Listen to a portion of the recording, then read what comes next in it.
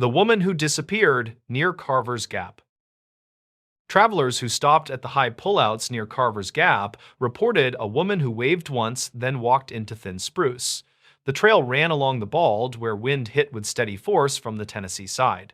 Lights stayed flat and cold despite late afternoon, and the ridgeline carried radio traffic from both counties.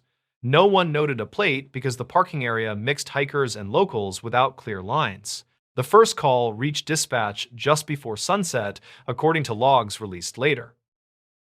Her name in the county file from 2009 matched a teacher who had moved between Carter and Avery over several years. She was 38 and worked part-time as a substitute while picking up seasonal museum hours in Johnson City. Friends said she came for the rhododendron bloom and stayed for the quiet above the state line.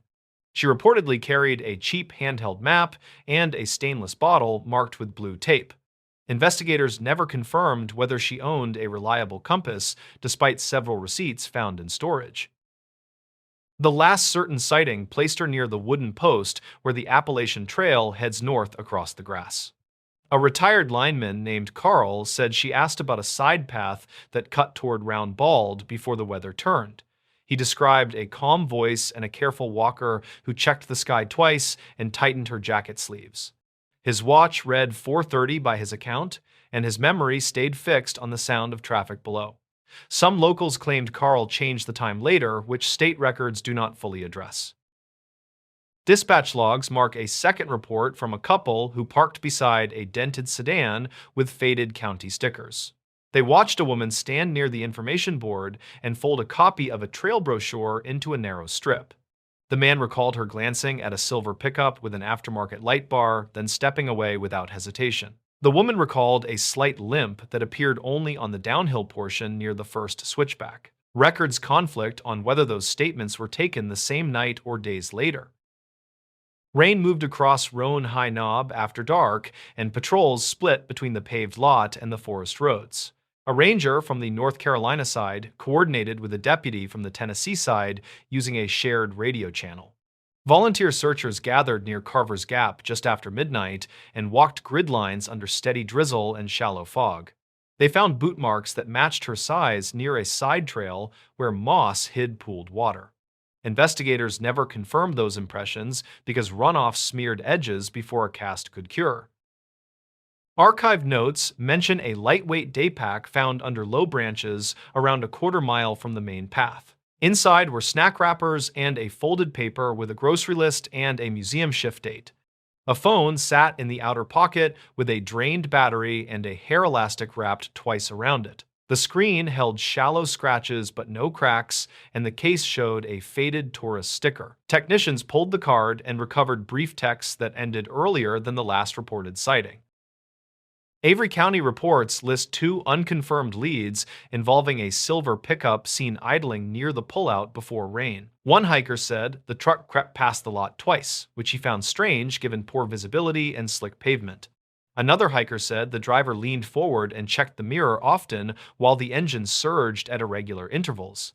Investigators never confirmed whether the pickup belonged to a local contractor who worked on fences near the highway. Records conflict on the license digits and the description of a sticker behind the rear glass. State records show a previous call involving the same teacher on Roan Mountain during early spring of 2019. She reportedly got turned around in sudden fog near Grassy Ridge and waited beside a cairn until voices approached. The party who found her said she stayed calm and kept talking about frost hollows and bird calls to stay oriented. An incident note described firm boots and a careful pace with brakes at regular intervals despite dropping temperature. Investigators never confirmed whether that episode affected her later planning or gear choices before June. In the week after the disappearance, family and colleagues organized small teams and checked shelters to the north. A museum co-worker carried printouts and asked pieced questions at hostels and gas stations between Elizabethton and Banner Elk. Several people remembered her spending coins on coffee and a pastry at a market near Roan Mountain State Park. Others insisted they saw someone else with similar hair and a similar jacket, which complicated the running timeline. The county file from 2009 contains those notes without a firm ruling on identity. A storm knocked power lines across the ridge and slowed organized searching while crews worked along the highway shoulders. Helicopter support reportedly stood by until wind readings dropped into a safer band above the open balds.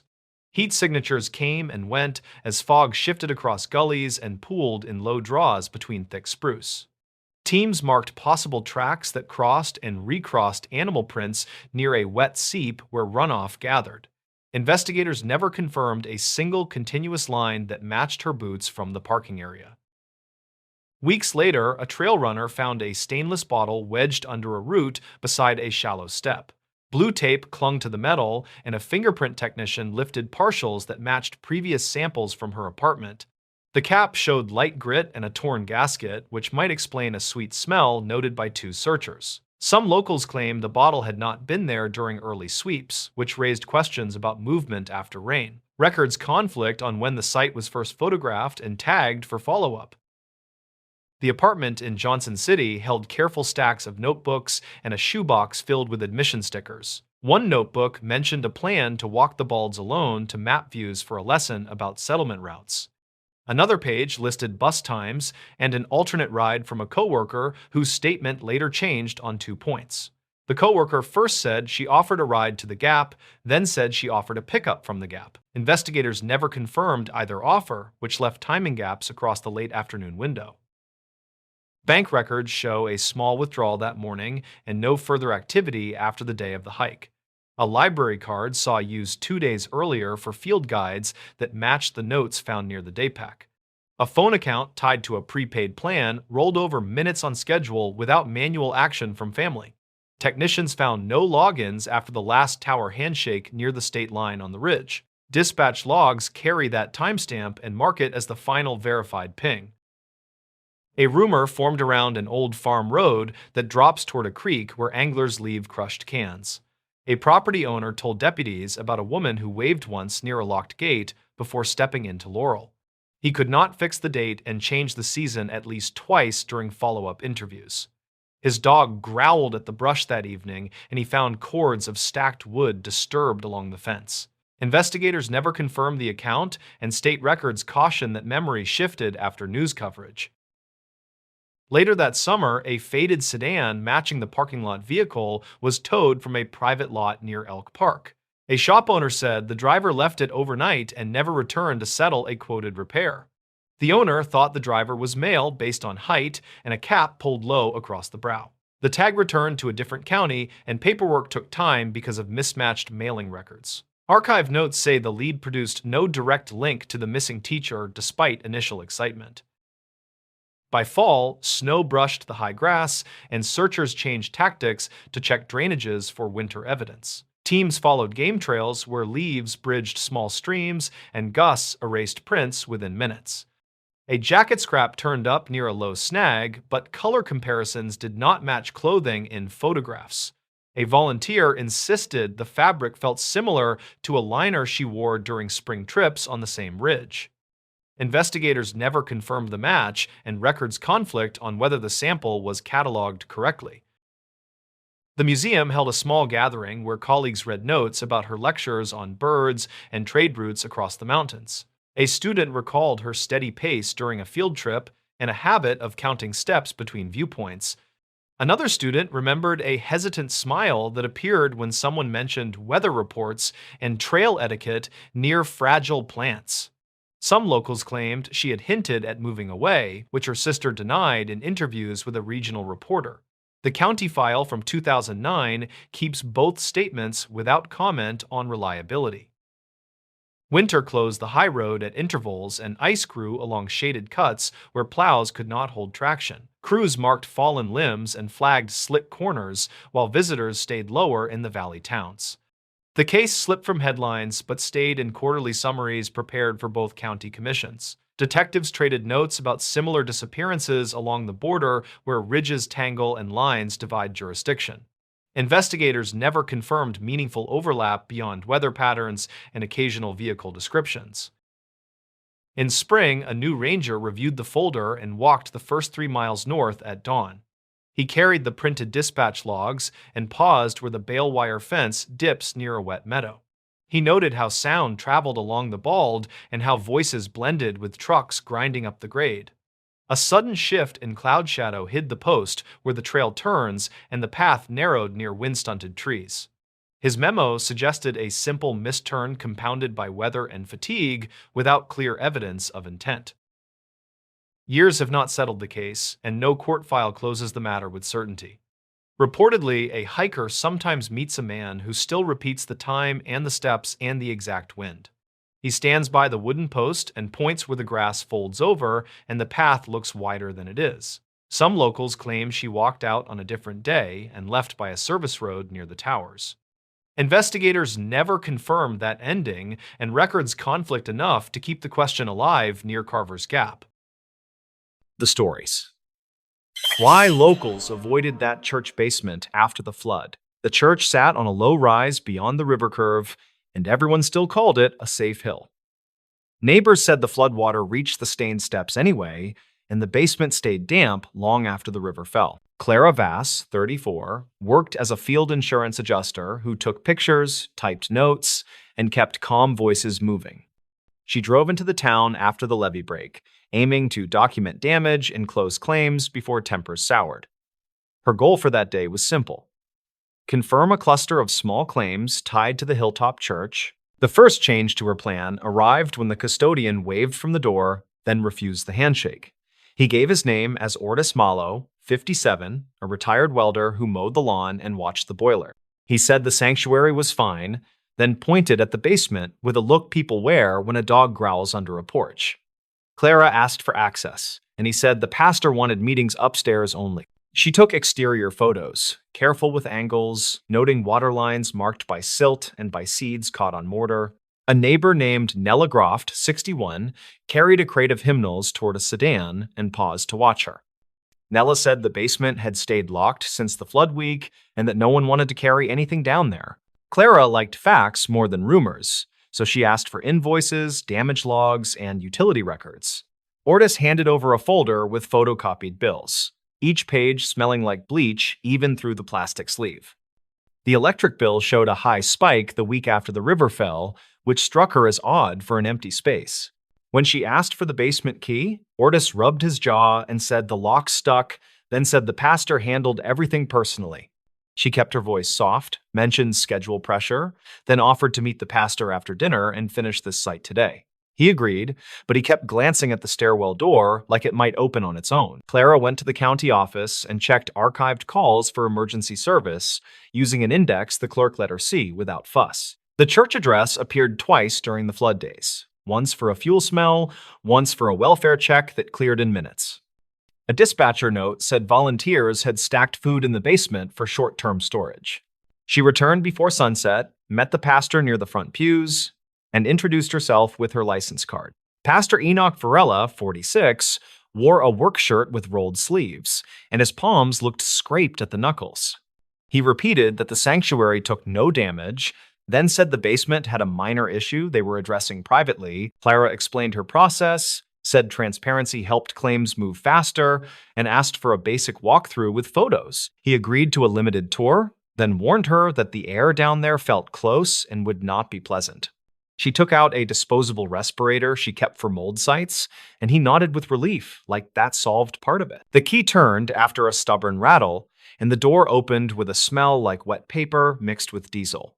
Steps went down into dimness that felt cooler than upstairs, and the walls showed a faint brown tide mark. Her light found a row of folding tables stacked with canned goods and boxes, all tied off with twine. Several tabletops were warped, and the legs stood at different heights because someone had shimmed them with hymnals wrapped in plastic. A generator sat to one side with a coiled cord, and the floor around it showed a clean square like a rug had been there. She photographed outlets, tagged the generator model, and asked why they needed so much power for a basement pantry. The pastor said the generator ran sump pumps for 2 nights, then stopped working from grit in the line. Ortis stood near the bottom step and rubbed the rail, his knuckles pale, like he hated the room and also belonged to it. Clara noticed a water line over the breaker box, which meant the panel had taken a hit and still looked strangely spotless. A woman appeared in the doorway, waved, and introduced herself as Paloma Cray, 32, a volunteer nurse with the food team. Paloma asked if Clara needed masking tape for labels, then added that people had slept here during the flood watch. The pastor cut in with a quick no, and Paloma closed her mouth and drifted back into shadow. Clara felt the hush that follows a correction and decided to run her questions in a sequence that built without heat. She asked about occupancy during the flood, and Pastor Varela said only supplies had been staged downstairs. She asked to see any damage to pew cushions or classrooms, and he steered her back toward the stairs with a brisk thank you. In the parking lot, a teenager skated past and kicked the curb, then said people said the basement hummed after midnight. He pointed at the brickwork view vents near the ground and said sound came out like a freezer that could talk. He grinned, then looked sorry for talking, and pushed off toward the next slot without another word. Clara sat in her car and recorded a memo into her phone, keeping the tone neutral and the timestamp obvious. She reviewed photos, zoomed on the clean square by the generator, and marked a note about missing equipment. That square looked like freezer footprint, and on a raised plan like this basement, a freezer could stay mostly dry. Her next stop was a building supply yard, where she asked the clerk for recent sales of heavy appliances paid in cash. The clerk shrugged, then said a man from the church bought a chest freezer late in the flood week and paid without a receipt. That detail qualified as a witness statement, and she typed it as such, careful not to lean on it more than it deserved. Evening pushed in, and she returned for one more look while people set up for a community meal upstairs. She asked Paloma for 5 minutes in the basement to recheck the panel labels, promising to stay out of the way. Paloma agreed, then quietly handed over a small key that looked too new for an old door, her eyes level and steady. Downstairs, the lights flickered as if a loose connection lived somewhere behind the fresh panel cover. Near the far wall, she found 2 pallets draped with tarps that had been taped several times, and the tape pulled white in places. A faint, sweet odor rode the damp smell, like fruit left in a trunk after a warm day at the lake. She lifted a corner and found case water stacked over a long trough cut into the slab, its edges chipped and sharp. A length of garden hose ran from the trough to a sill drain where floodwater had once receded, and the hose still glistened. She followed the hose with her light, stepped around the tarps, and saw the end shoved behind a dented freezer. The cord was gone, but a film of oil on the floor traced a path toward the clean square near the generator. She crouched, counted to 5 to settle her breath, then stood and walked back toward the stairs to reset her approach. On the way up, she passed Ortis as he came down, his arms full of clean towels for reasons that felt unclear. Clara asked if they had documented any salvage from the basement that could justify the electric spike. He nodded too quickly, said there had been a spill from a donated machine, and that they had cleaned it thoroughly after. She thanked him, then stepped outside and listened to a rain gutter tick as the day cooled into night. Her hotel room was quiet, and she laid the photos on the table beside the binder she kept for flood jobs. She cross-checked the electric spike days against the generator ownership dates, using calls the county clerk let her copy. A pattern formed, modest and plain, which said power ran in the basement several nights after the river pulled back. She called a friend who worked restoration and asked about standard practice for wet freezers in basements. He said most techs would drag them outside, prop the lid, and tape a sign to keep people away until haul out. He said running a generator indoors for a freezer was dangerous, and added that diesel odor with sweet tang usually meant refrigerant leaked. Clara returned at first light and found Paloma sorting donated jackets on the front steps. Paloma watched the street, then said she had worked disaster shelters before and knew that water brings out the best and worst.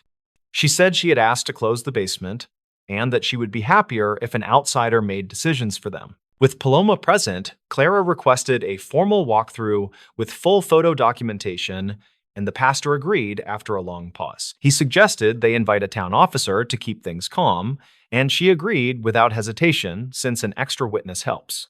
Officer Renwall, 39, arrived and signed the site log that Clara carried in her bag for exactly this moment. They opened the basement door together, and the smell rose again, edged with sourness that set teeth on edge. Wren kept a straightforward tone, said they would check for safety risks and nothing more, and the pastor nodded with his jaw set. They moved toward the far pallets, and Paloma touched Clara's elbow, then pointed with 2 fingers at the sill drain. Clara photographed the hose, the trough, and the freezer compression dents that matched a recent move across gritty floor. Wren looked at the panel and said the cover was new, then asked if an electrician had cleared it, keeping his voice even. Ortis said he would get the paperwork tomorrow, and stared at the drain like he feared what might back up through it. The twist waited in a storage closet behind a rolling chalkboard where someone had stacked plastic tubs in a neat column. Wren asked permission, lifted the lid on the top tub, and found medical waste bags tied with careful knots. The labels showed a clinic in a nearby county, and date codes matched the flood week plus 3 days after. Paloma exhaled, then said the town clinic had shut power during the worst night and that someone offered temporary cold storage here. The pastor stared at the bags and rubbed his temple, then said yes, they had tried to help and keep things under control. Ortis said the freezer had failed, they had panicked, and they had moved what they could to ice chests upstairs. Clara kept her voice in the middle as she asked whether any records accompanied the delivery of those bags. The pastor produced a photocopy from his wallet that showed a shaky agreement to secure and return the materials promptly. Wren read it twice, nodded, and said they needed to report this and arrange a proper collection, and the pastor said he understood. The pieces now fit the noise locals heard at night, the generator, and the spike in the bill after the rain. Refrigeration had kept those bags stable for a short window, then failed when the sump pumps stole too much current. The sweet tang in the air had been refrigerant, and the last trace of spoiled ice from makeshift coolers. They documented the closet, sealed the tubs again, and carried them upstairs where the air felt simple and bright. Wren radioed the county, asked for a hazmat team and the clinic contact, and kept his words plain so no one panicked. Paloma called volunteers to move the meal upstairs, and they did it quietly, like they were shifting a sleeping child. Within an hour, a small truck arrived with 2 techs who spoke carefully and signed every line Clara handed over. They packed the tubs into rigid containers and handed the pastor a receipt that settled chain of custody without drama. The tech said this sort of mix-up happens in storms when freezers are scarce, and that it becomes a cautionary tale for years. After the truck left, Clara took final photos of the basement and noted the cracked trough that had worried her from the start. She recommended a full inspection for the panel and air testing before volunteers returned to work downstairs. The pastor agreed, his voice steady now, and Ortis finally sat on the steps and let his shoulders drop like a load had slid off. The town never made a scandal of it, since nothing criminal had been intended, and the fix was clean and quick. That said, people still avoided the basement for a while, since memory can stick to concrete and walls like damp. They spoke of the humming nights as a warning, and they stored donations upstairs where anyone could see them in daylight. Clara filed the report that afternoon and drove out past fields that glittered with wet leaves pushed against fences. She felt no thrill, only quiet relief that the pieces had held together and that nothing worse had formed in secret. Her notes added a simple line that generosity without planning can rot faster than anyone expects in warm water. Later, she learned the church held a small meeting and told their members the whole sequence with plain language. They apologized to the clinic and offered money for the generator fuel that had been wasted in the failed plan. People appreciated honesty, but the basement kept its reputation because reputations have long legs when the air has smelled wrong. By autumn, the concrete was scrubbed, fans had run for weeks, and the panel wore a new sticker from an electrician. Still, a few congregants preferred folding tables upstairs, and no one minded because sunlight makes simple promises. When it rained again, the pastor stacked extra caution tape by the stairwell and kept the door locked without debate. Neighbors now say they avoided that basement not because of ghosts or whispers, but because they knew the facts. They remembered that freezers hum for reasons, and that a locked room with a sweet tang is a message rather than a mystery. The town chose to listen, and the story settled where most real stories live, halfway between relief and regret. Clara closed the file and moved on to other roofs and other high-water marks, keeping her methods the same. She asked ordinary questions in steady sequence and waded through pauses that often carried more truth than quick words. The church needed time, the town needed air, and the basement needed light, and they all eventually got what they required. Years later, the flood was referenced as a hard season, not a nightmare, and the hill stayed a safe hill again. People mentioned the humming when they taught young volunteers how to store donations and why clear logs matter most. The pastor still kept the key, but he also kept the receipt that proved the chain unbroken, which made him sleep better. Clara would sometimes pass through on other assignments and find Paloma sorting jackets on the steps with calm hands. They would wave as if nothing remarkable had happened, which felt correct because the point was that nothing worse had arrived. The basement door stayed closed unless the work demanded it, and that quiet was the final lesson worth holding. The stories. This night guard filed a missing hours report. The file started as something routine, a timestamp discrepancy in a small town security log. A night guard at a regional warehouse filed a missing hours report, claiming his time card didn't match the hours he'd actually worked. The report was short, oddly calm, and dated early March of 2019. No one thought much of it until he never came back to work. His name was Leon Hartridge, 43, a former truck driver who'd switched to night security after a back injury. The warehouse sat off a rural interstate, the kind of place that smells like cold concrete and diesel even after midnight. Leon's shift started at 10 and ended at 6. His wife told investigators he usually came home by 6:30, drank coffee, watched old westerns, then slept until afternoon. That pattern broke on a Wednesday night when he didn't clock out. The initial assumption was simple. Maybe he quit. Maybe he got another job, or maybe he just walked away. But the following morning, his supervisor found his lunchbox, still sealed, and a half-empty thermos on the break room counter. His reflective vest hung neatly on a hook, radio still attached. The last digital swipe of his ID was logged at 3:42 a.m., then nothing. The company filed a basic absence form, but by Friday, the sheriff's office got involved. They reviewed the overnight CCTV, 6 cameras in total. 5 worked fine. The 6th, covering the north loading dock, froze at exactly 3:41 a.m. Then, 3 minutes later, all motion detection stopped. It wasn't just a blackout. The file header showed it had been manually overwritten. Leon's brother, a retired electrician, offered to check his apartment when calls went unanswered. Inside, he found Leon's keys on the counter, wallet in the same place he always left it, and a spiral notebook on the kitchen table. The last entry, written in his blocky handwriting, read, "Clock shows 4 when I walk out. Feels later. Light's wrong color again." Investigators traced that note back to similar remarks he'd made to coworkers in the weeks before. One of them, a forklift operator named Ray Corbin, told deputies Leon had been bothered by something about the new lighting system. The company had replaced the overhead fluorescents with motion-activated LEDs that flickered under certain camera angles. He said it messed with his sense of time, Ray recalled. He'd come in thinking it was midnight and swear it was almost morning. At first, police treated the notebook as irrelevant, a tired man rambling about lights. Then came the dispatch logs. A 3:48 a.m. call had been placed from Leon's company-issued phone to a non-emergency county line. The recording still exists. He told the operator he needed to document something about the schedule. His tone was formal, detached, like he was making a statement rather than asking for help. The operator tried to clarify what he meant, but the line dropped mid-sentence. The call lasted 53 seconds. When they checked the network records, they found something else. The call didn't route through the cell tower nearest the warehouse.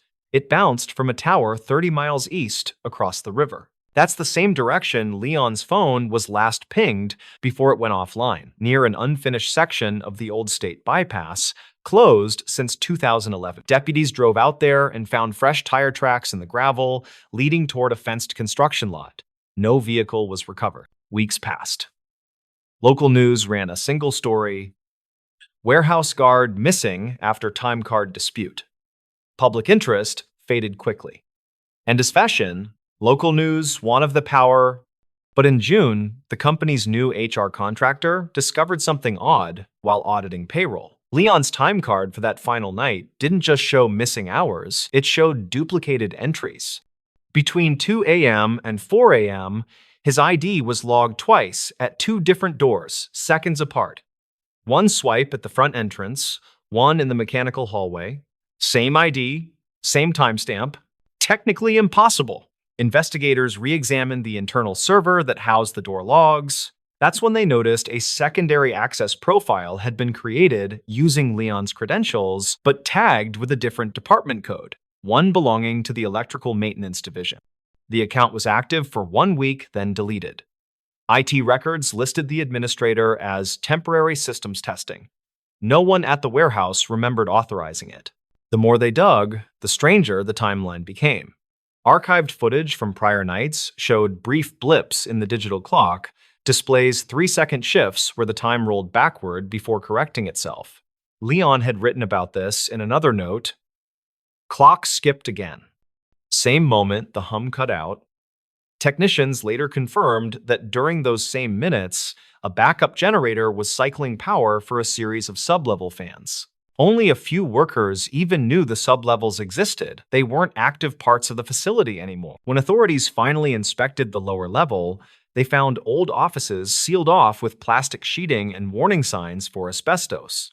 In one corner sat an unplugged time clock terminal dated 1994. The paper spool inside it still contained partial punch cards, yellowed and brittle. One of them bore Leon's employee number, printed faintly beside the name of a former contractor who died years earlier. That discovery reframed everything. Somehow, the modern ID system had merged data with the obsolete one, producing overlapping records that made it appear Leon was in two places at once. The missing hours report he'd filed wasn't about unpaid wages, it was about time itself, slipping in a way he couldn't explain.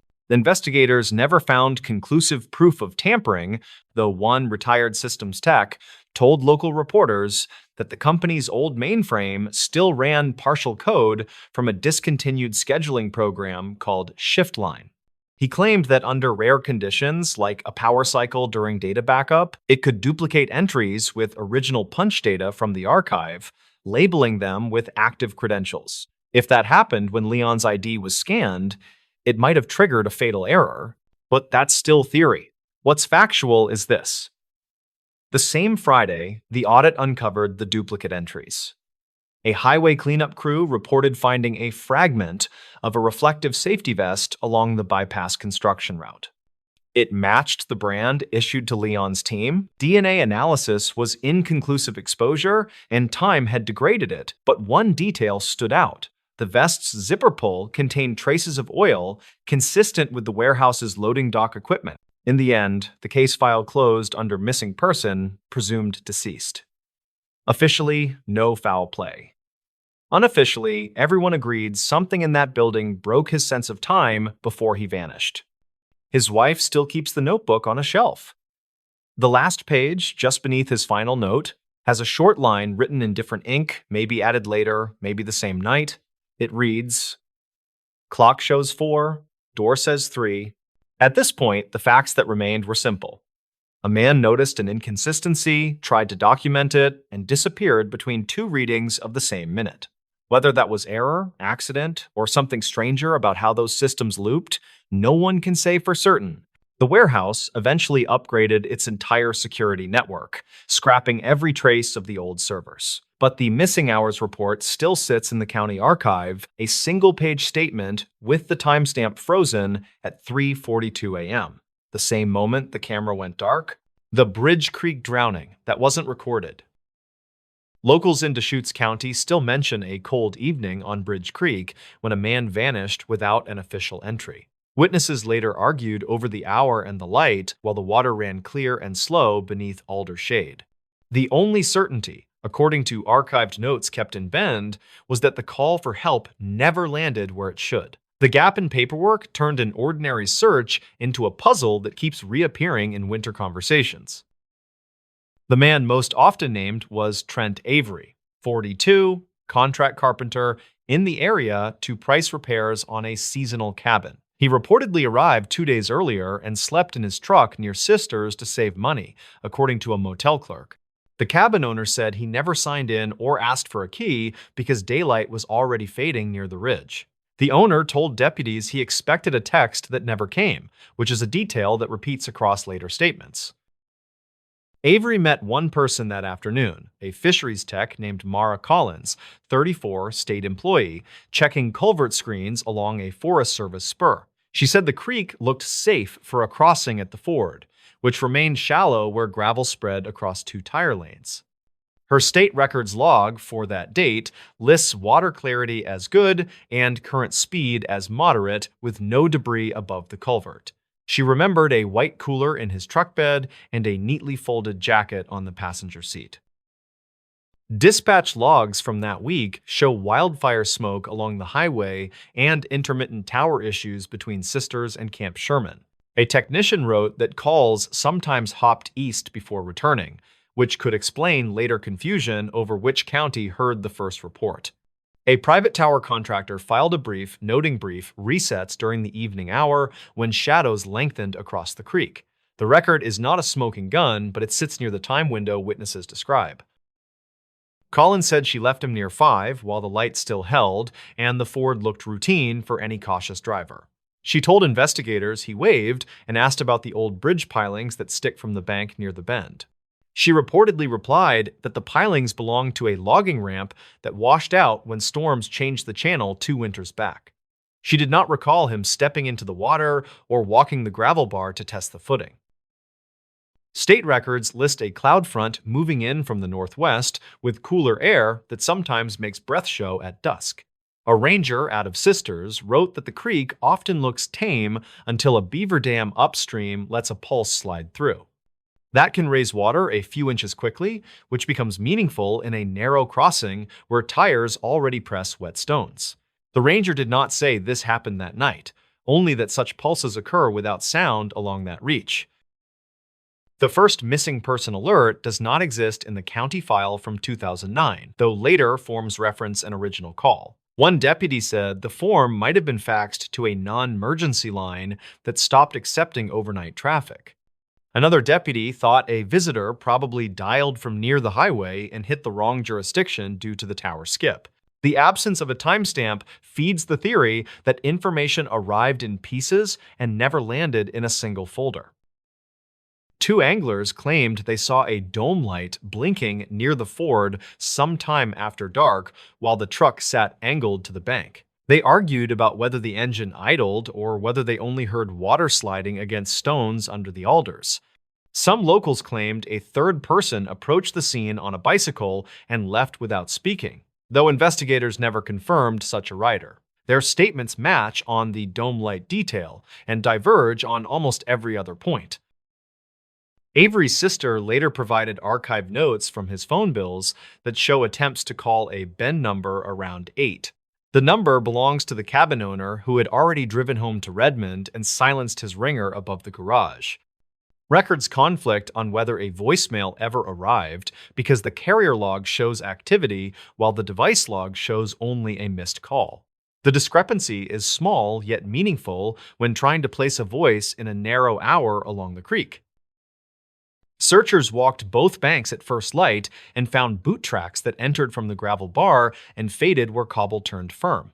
A tape measure in a photograph shows a stride that stays even then shortens near a shallow channel cut by the previous week rain.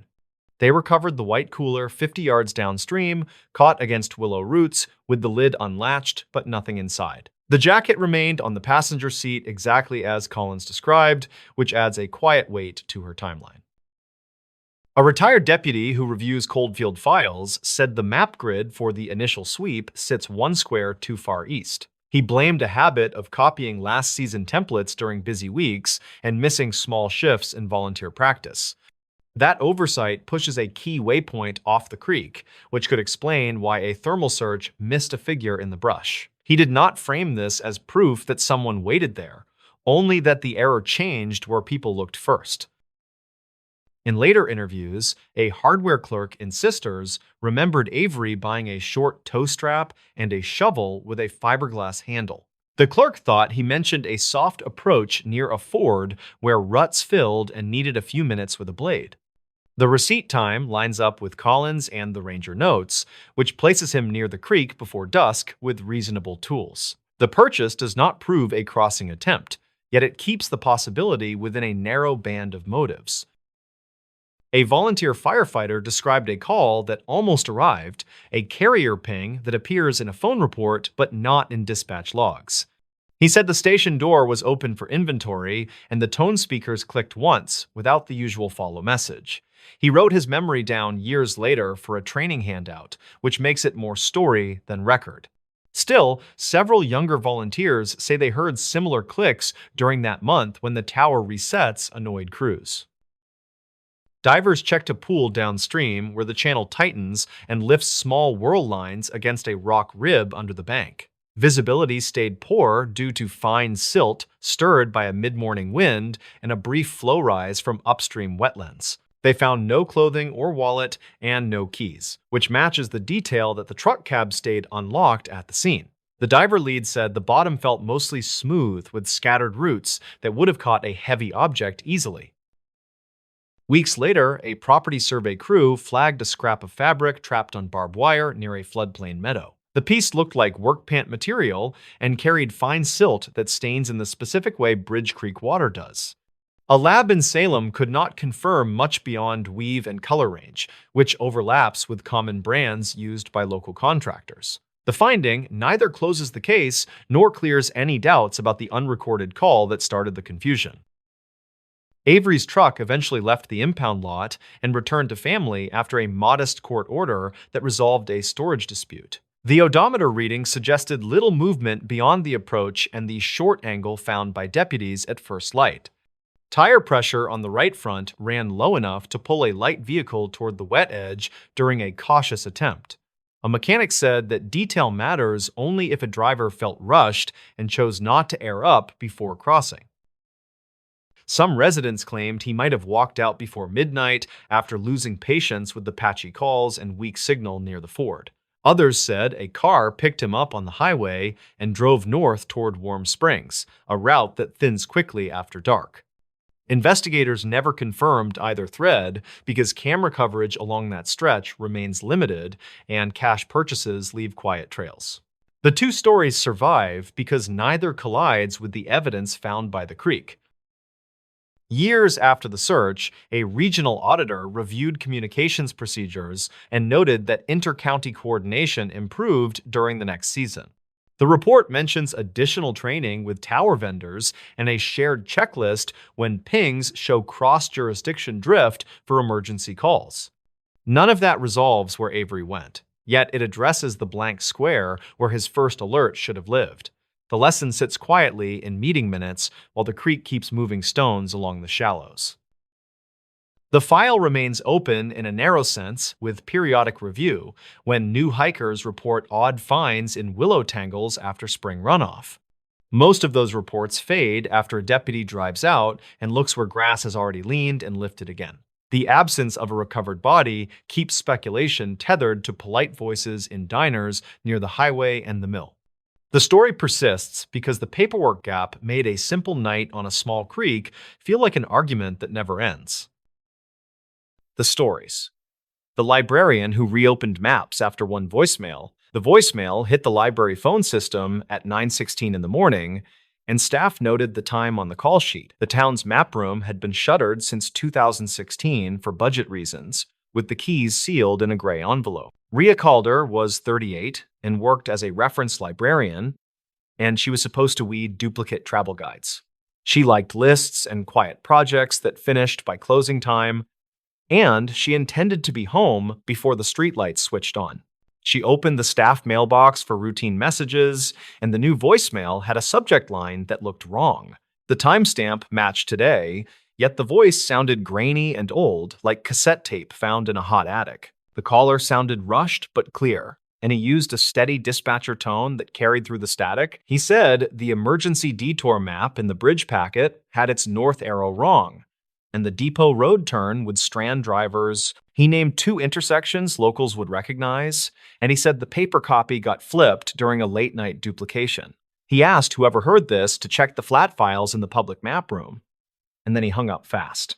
Rhea paused because the library was planning a small display for the bridge reopening next week. The town crew wanted visitors to see old blueprints and printed maps, and the staff had quietly promised to unseal the room. She replayed the message and wrote down every location, and she typed the intersections into the library catalog notes. The bridge packet sat behind the desk in a manila folder, and she slipped the detour sheet out with a quiet tug. The detour looked normal at first glance, and the label fonts matched the county style guide. The north arrow pointed toward the top of the page, and a thick red line wrapped through 3 turns like a ribbon. She looked for a small staff stamp, and there it was near the border in faint purple. It said copied from firehouse drawer after warehouse incident, which the old reference notebook linked to 2009. Her job and training lived in the overlaps between paper and people, and she felt the old itch to confirm. The warehouse incident had clogged the streets for days, and archived calls reportedly mentioned bad directions at least twice. She brought the folder to the workroom and pulled the microfilm drawer, and the metal slides rasped against old paint. Dispatch logs on film listed closed streets and detours, and operators marked trouble points with pencil circles. 2 logs from the same night mentioned Depot Road, and the note said trucks turned the wrong way toward the river. One line said, "See temporary detour plate beside flat file B," which sounded like a direct breadcrumb. Flat file B waited in the locked room behind the genealogy shelves, and the envelope with the keys lived in a safe. She signed a paper acknowledging responsibility for access, and she carried the keys with both hands like a relic. The map room smelled like dust and linen, and the ceiling fan ticked from a loose blade. She slid open a drawer and found rolled sheets, and brittle plastic sleeves stuck to their neighbors like leaves after rain. The temporary detour plate was a stiff board with a taped photocopy, and someone had written "mirror warning" in grease pencil. The north arrow had a big X over it, and a second arrow pointed to the right side with the word "up." She spread the board on a table and placed washers on the corners, and the paper fought to curl back into memory. The Depot Road turn looked reversed compared to the packet, and the red line as drawn would lead drivers into gravel. Her phone compass showed north toward the windows, and the temporary plate matched her reading within a few degrees. The packet map disagreed by a wide margin, and her stomach tightened like it always did when details misbehaved. She printed a recent aerial photo from the county website, and she centered on Depot Road and the bridge approach.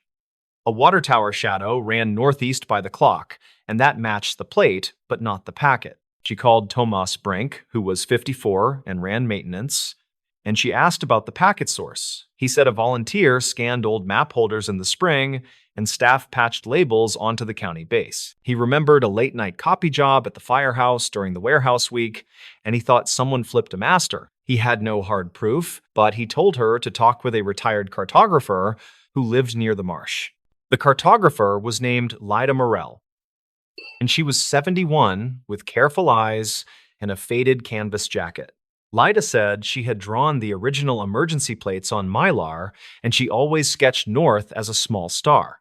Lyda remembered the night the plates went missing, and she spoke like a teacher marking a board after a test. The firehouse copier worked only on the legal tray that night, and someone fed the plate upside down, then pressed copy twice. Lyda said her handwriting on the board looked like her early notes, and she pointed to the grease pencil word "up." She kept a photo from that week that showed 2 volunteers holding the board outside, and the sun angle matched. Rhea asked if the board ever returned to the library, and Lyda shrugged like she had told this story several times. She said yes, the board came back 2 days later, and someone tucked it into drawer B and shut the room. Rhea documented everything as if the board could grow legs and escape, and she wrote dates beside each step. She took photos of the board and the packet, and she copied the microfilm lines, and she initialed each printed page.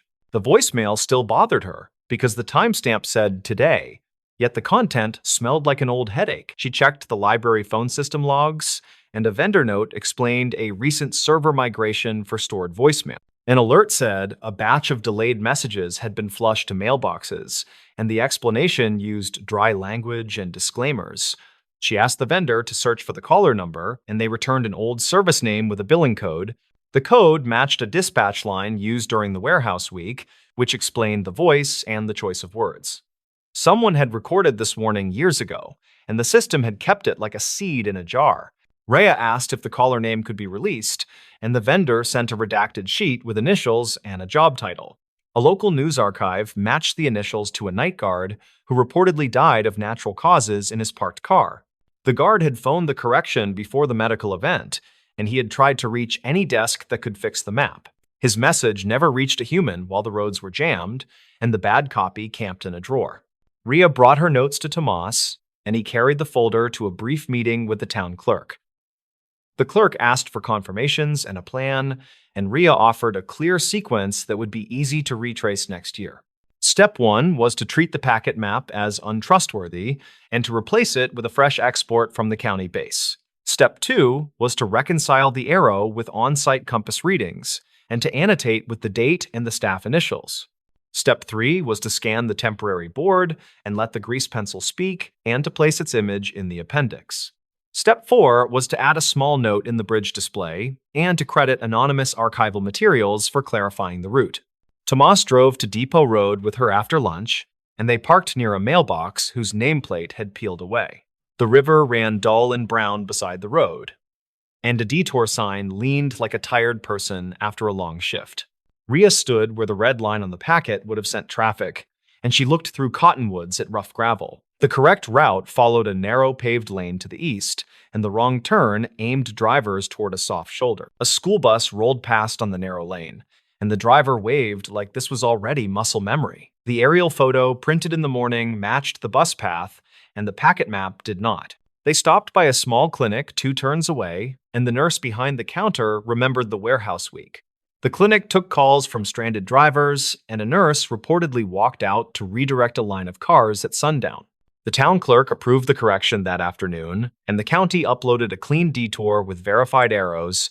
Tomas signed off on new signs, and the bridge crew shrugged like this was just another Tuesday with wet concrete. Rhea asked for permission to open the map room weekly, and the clerk looked toward the budget with a careful tilt. The request had no funding yet, but the clerk liked the argument that open rooms produce fewer expensive mistakes.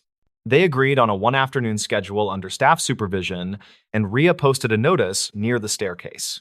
She placed the temporary board in a display case with a modest label, and she kept the packet map below it with a sticky note. The sticky note said obsolete and see corrected version, and she included the date and her initials for future sanity. A footnote in the display explained that a delayed voicemail triggered the review and no personal names appeared. At the reopening of the bridge, the mayor shook hands and cut a ribbon, and the appetizers ran out fast. Drivers moved through the new approach like water down a smooth bed, and the detour signs wandered into storage. Tomas clapped her shoulder near the coffee urn, and he said quiet fixes rarely get banners, which is the point. Lyda visited the display the next morning, and she pressed her fingers against the glass like she was reading Braille. Rhea listened to the old voicemail one more time, and the voice had that tired confidence that comes from night work. He had said, please check the flat files, and it felt like he was speaking across a hallway rather than across years. On her desk, she kept a small notebook with 3 lines that she repeated when projects became slippery. Write down names of things as they are used, compare them to how they look on paper, test the direction with the Sunday. She added a 4th line in light ink to mark the lesson that felt both new and as old as maps. If a voice says the arrow is wrong, open the drawer before the parade trucks roll and the cameras arrive. In the months that followed, the room gathered quiet visitors, and the fan still ticked, but less often after tightening. Folks brought rolled plats from garages, and Rhea labeled them carefully, then scanned and returned them with fresh sleeves. A contractor volunteered 2 hours a week to help with filing, and he taught her to spot scale bars that lied. Teachers brought students to trace creeks with cotton thread, and one kid noticed a benchmark star on the courthouse steps. The bridge display came down after the season changed, and the temporary board went back into drawer B with a proper sleeve. A small typed note inside the sleeve told the story in 12 lines, with dates and initials and measured claims. It said a voicemail arrived and matched earlier dispatch references, and staff verified the arrow with compass and aerial evidence. It said a clean map replaced the packet version before the reopening, and the town's roads agreed. Rhea did not call it a miracle, and she did not call it fate, because both words would cheapen 12 careful steps. She called it library work, which sounded plain, yet it held more weight now that a ribbon had been cut. On quiet afternoons, she stood at the window where the compass had pointed, and she felt the same small pull. North was where the light made honest shapes on paper, and where a tired voice could still find the right room. When she locked the door each week, she thought about the man who made the call, and she wished he had been heard. His warning crossed an odd gap in the system, and it landed like a folded note slid under a door. In a town where stories often arrive secondhand, The plain ones sometimes carry the longest mileage. One message, one board, one arrow corrected, and a room reopened so a drawer could be opened without ceremony. The stories. Night Guard, who followed footprints beyond the bridge. The first prints showed on a cold night when the river smoked and the closed bridge let out a slow iron groan. Frost held the gravel in a crust, so every step someone took across the municipal yard snapped like thin glass. MrBallen worked nights because he liked quiet places and because the warehouse paid overtime when storms rolled in. He was 41 by the last week of January, and he kept his thermos on the dash while he did his rounds. His plan was simple that night. Check the north fence. Check the generator shed. Sign the log before dawn and head home on the empty road. He saw the prints on his second pass, and their path made little sense when he stood still to study them. The footprints curved toward the pedestrian bridge that crossed the narrow river, which had been closed since late autumn while crews waited on parts. A chain-link panel barred the entrance with a sign that warned about unsafe decking, and Marek knew the sign by heart. He radioed the dispatcher with a routine note, since procedure made repeaters of careful guards. He kept his words easy. He said there were footprints where there should be none, and that he would check closer. The reply was scratchy and bored, and Marek almost laughed at the familiar tone. The treads were small and tidy, like work boots with a diamond pattern, and each step pressed the frost to a dark oval. The prints went right up to the chain-link panel, then slipped under at a low spot where someone had pulled wire loose. Marek knelt and touched the ground, and cold shot through his glove while he reset the bent ties. He peered down the dark shape of the bridge and decided he would not walk out there in the cold wind, not without telling someone first. He called again, then kept his flashlight tight to the decking while he stepped forward, and he felt the bridge vibrate under his boots. He moved slow because he always moved slow when he could choose between slow and fast. Halfway across, the prints turned to powder as the frost thinned, and he had to scan both sides for scuffs on the gray boards. He found a faint line where grit had dragged, like something heavy had been pulled by rope. On the far side, the deck ended at a set of concrete steps that dropped to the river path, and here the prints deepened again. They pointed left, past an old pipe cradle and a low stand of scrub willow. Reports in the fall had mentioned fissures along the bank after hours, which was normal, and a few had been moved along without trouble. A clerk at the gas station had told an officer that a man bought batteries and duct tape in the same visit, which was normal enough, though people sometimes remember strange details when asked at night. Dispatch logs showed power dips near the intake station from time to time, and maintenance had chalked that up to loose connections in cold weather. Marek followed the prints along the river path until they vanished near a patch of bare gravel that the sun struck most days, even in winter. He stood there and listened. Somewhere upstream, an owl made 3 soft calls, and a semi rolled past on the highway with a roar that shook the willow branches. He decided he had gone far enough for one night. He photographed the prints on his phone and headed back, and he wrote a careful note in the log before dawn. By the next shift, the frost lifted late, and the yard lights burned a clean white circle on the gravel. Marek checked the generator shed first and noticed something he could not shake. The small lock on the diesel cap was scuffed, and a scratch ran from the cap to the lip like a hose had rubbed while someone steadied a weight. He checked the fuel slip from the last delivery and did the quick math. The level looked low by a few gallons, which could happen, and which also could not. He spoke with Celia Karp in maintenance the following afternoon because Celia knew more about the place than anyone in the office. Celia was 58 and had worked 3 floods and 2 droughts, and she kept a pocket notebook with every code for every panel. She said the power dips had been shrugged off by city, and that nobody had time to pull the panels until spring. She said the bridge closure made her nervous because blocked paths invite shortcuts. On the 3rd night, Marek went to the bridge before his first pass, and he crouched at the chain-link panel with a small bag of sidewalk chalk from the supply closet. He rubbed a pinch of red chalk into the dirt under the gap and dusted the decking where the prints had scuffed before. He wanted a way to tell if someone crossed again, and he wanted to see where the dust went when the night did its work. He made his rounds slower than usual and kept his eyes on corners where things hide without trying. The radio remained quiet until midnight, Then a call came in about a coyote by the south gate. Merrick drove down and found only wind, and he thought the call felt like a joke he had heard before. He logged it anyway, because logs are the bones of quiet jobs. When he returned to the bridge, his light caught the faintest red sunset on the boards, and he felt alert in the way he liked. The chalk had smeared in a thin line toward the far steps, and the dust trailed down to the river path. On the gravel, small red flecks marked an arc that led behind a stack of old culvert pipe where few people bothered to look.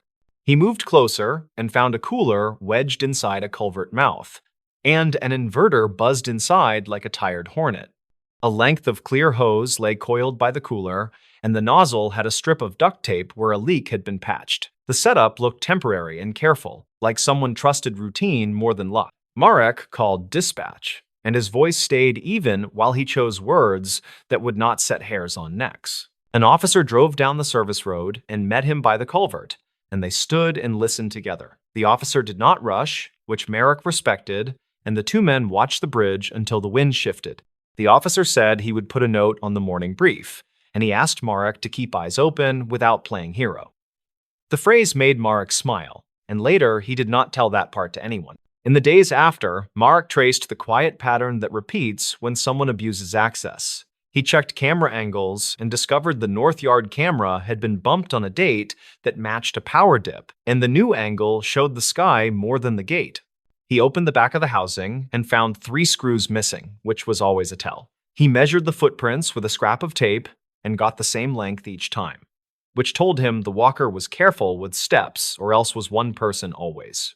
He walked to the diner 2 blocks away during the afternoon and chatted with the cook named Huxley, who knew every vehicle that rolled through after midnight. Huxley said a man in a dark jacket sat late 2 nights a week, always with a single cup of coffee and a pocket radio on the booth seat.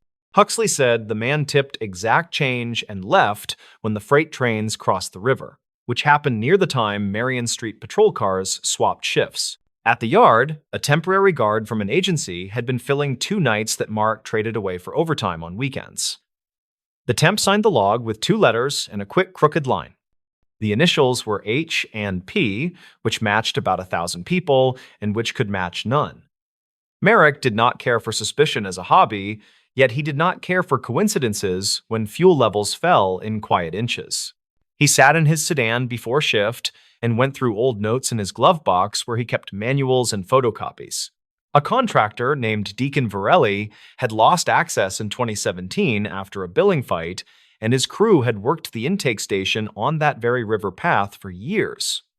Marek wrote the name on a small card, then tossed the card at once, because names can lead you down the wrong hall. He kept his attention on the temp schedule instead, and he compared logs against the chalk nights and the reported coyote calls. On a dry Tuesday, red chalk showed again on the gravel, and the cooler in the culvert had moved 2 feet, which looked like a nervous person trying to outsmart the obvious. Marek called the non-emergency number and asked for a quiet presence, and officers waited with their lights low behind the old salt shed. Marek did his rounds with wide loops and checked his watch without seeming to check, and he waited on the near side of the bridge by the chain link panel. A figure came over the crest like a shadow that had business, and the boots set down in precise little ovals. The man wore a dark jacket with reflective piping like the agency issued, and he carried a duffel that sagged from weight. Marek stepped forward and kept his light on the ground, and he spoke steady without trying to sound like an actor. He said the bridge was closed by order of city, and he asked if help was needed. The man froze and looked left toward the culvert, which told Marek the only thing he really needed to know. The officers stepped from behind the shed, and everything stayed dull and true from there. The duffel held a 12-volt pump, a power bank, and 2 hoses cut to different lengths. The cooler held the inverter and spare tape and a stack of empty hand warmers, which can keep batteries alive just long enough between dips. The generator diesel cap carried the same tape residue as the hose, which tied the loop neatly enough for any careful mind. In the report that later circulated, details sat plain without flourish, which is how such documents talk to the world. The temp guard was named Harley Pruitt, age 36, and he had worked a roster of small night jobs that rewarded boredom more than skill. Archived calls showed he had reported animal movement at the south gate on the nights when the pump likely ran, which kept eyes away from the river path. Store security footage from across the highway reportedly showed a man matching his build, buying duct tape and batteries on a schedule that matched power dips at the intake station. Celia came down with a wrench the following morning and replaced the generator cap, and she tightened every panel on every camera while humming through her teeth. She shook Merrick's hand with hard gratitude, and she told him the thing she always tells the new ones. Quiet places are never empty, and attention is the difference between a close call and a cleanup. People in town talked for a day, and then they talked about weather and games and a boat stuck on the ramp. Merrick logged his shift and ran a cloth across the dusty dash, and he looked once at the bridge where the chain link panel still hung crooked. He felt a small weight lift, which felt almost like pride, and then he felt something more like relief. He went back to the prints in his head, and he ran the path out again from the first night to the last. The steps had led beyond the bridge in the way tracks tell their whole story, and the red chalk had given him a quiet mouth. He thought about the way a small problem can hide inside a larger closure, and how a closed bridge invites someone to think rules are only suggestion. He drove the empty road home before dawn, and the river threw thin fog across the low bend like quiet breath. Merrick did not decide to keep working nights forever, and he did not make any grand vow. He thought instead about the small habits that keep a place honest and the way a single set of prints can reveal a patient plan. In a town that prefers routine, a careful person with time can pull things apart slowly, unless another careful person keeps watch and asks simple questions that carry weight. By spring, the bridge opened again with new planks that smelled like fresh-cut pine, and families leaned on the rail to watch geese slide by. Some people remember a rumor when they cross, while most only hear water and light traffic and the chatter of kids. Merrick crosses when his route calls for it, and he never looks for drama, though he notices scuffs out of habit and checks if gates sit straight. He keeps chalk in the glove box still, and he keeps a small card that reminds him that attention wins more often than luck. The card does not carry a name, and it does not need one, because the lesson was simple and dull and true. He followed footprints beyond a bridge that everyone ignored, and he found a tidy machine made for taking small pieces of a place that trusted silence. Quiet work gave him back a little faith, which is worth more on a night shift than any badge or speech. When people ask him why he noticed, Marek says it was the shape of the morning frost and the numbers that never add fair. He tells them he just kept walking where the prince asked him to go, and he wrote things down when they mattered. He says a bridge is still a path even when closed, and that someone will use that fact to their advantage at least once. The rest of the time, he does not say much, and he lets the town hold its small stories without fuss, because most of them end with someone paying attention and returning what does not belong to them. The Bridge Collapse Files of Red River County. Locals in Clarksville still point toward the slow bend of the Red River and mention a span that failed without warning. They talk about a sound like lumber snapping across a barnyard and a brown cloud that rolled off the water. Some say the river went quiet for a full minute. Others insist the current rushed harder against the pilings. The event sits between printed pages and tired memories, where dates blur and names drift across coffee counters. Investigators never confirmed a single narrative, and the surviving paperwork reads like a map with two north arrows. The first name that appears across the county file from 2009 is Thomas Avery, 52, consulting civil engineer, in town to review seasonal scour near the east abutment. He arrived from Texarkana on a rented pickup, carried a folding stadia rod, and booked a room at a roadside motor court.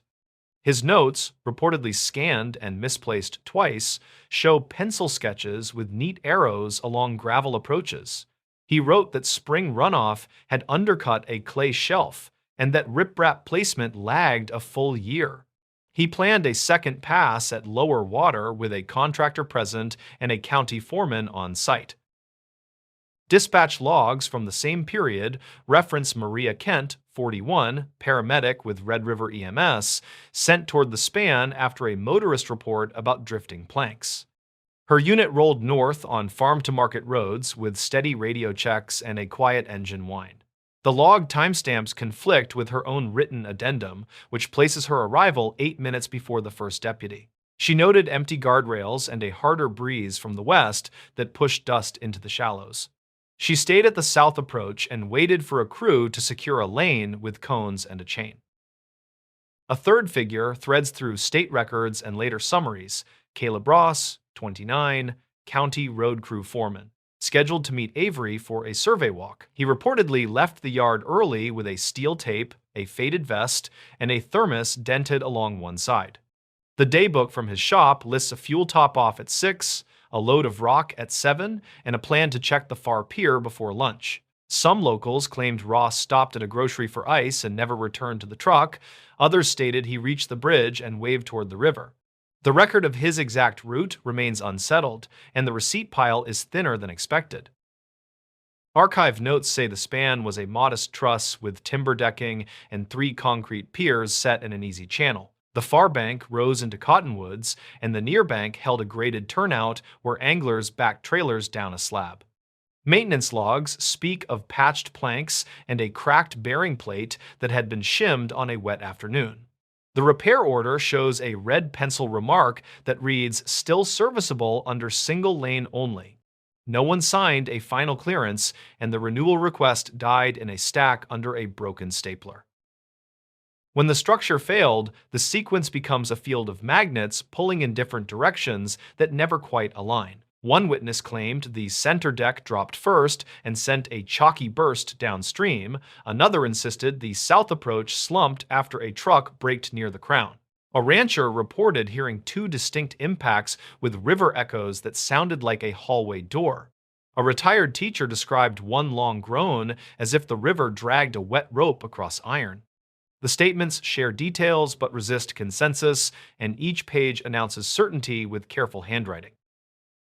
Avery's pocket notebook surfaced in a banker's box long after the final insurance letter closed. The pages record a sounding taken with a weighted line that read 14 near the mid-channel and 9 closer to the leaning pier. He wrote that drift loads had increased after a storm in early spring and that the upstream pile showed fresh scars. There is a sketch of a void under the clay lip where minnows flick through pale water. He underlined a sentence about scour mitigation with quarry stone and a call to confirm availability within 2 weeks. Kent filed her final report with a tone that suggests fixed habits and a tired office chair. She lists scene hazards that include rebar ends, loose decking, and silt clouds that limit visibility under the truss. She notes a single pickup at the turnout with no occupants and an open toolbox on the tailgate. She records a radio check to County Fire and a request for mutual aid from a neighboring district. Her remarks end with a line about river traffic and 2 anglers who declined to provide names due to a pending tournament.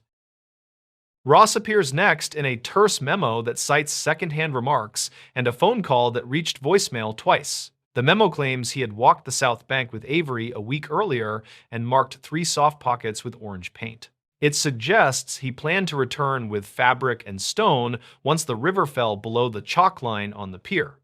The last certain fact is a signed receipt for gloves and a set of safety glasses at a hardware counter near the square. Every later detail arrives from someone who heard something in a cafe and tucked it between lunch notes. State records list 2 inspections spread across 5 years, with photographs that show a lean toward the east and a hairline crack along a bearing seat. The earlier inspection recommended a load posting that never appeared on either approach. The later inspection assigned a priority that competed with 3 other spans and a culvert collapse on a farm road. A funding note mentions a grant request that stalled after a change in office staff. The document trail grows faint as winter budgets pressed into spring potholes. Mechanical analysis came from a district engineer who used calm sentences and short clauses built for public meetings. He identifies repeated wetting and drying cycles along the timber deck that forced nails to creep. He points toward undermined clay and a narrowed channel that bent current lines against the mid-pier. He writes that a failure origin cannot be fixed with absolute precision due to scoured evidence and missing deck pieces. He asks for a dewatering plan and a crane that never materialized.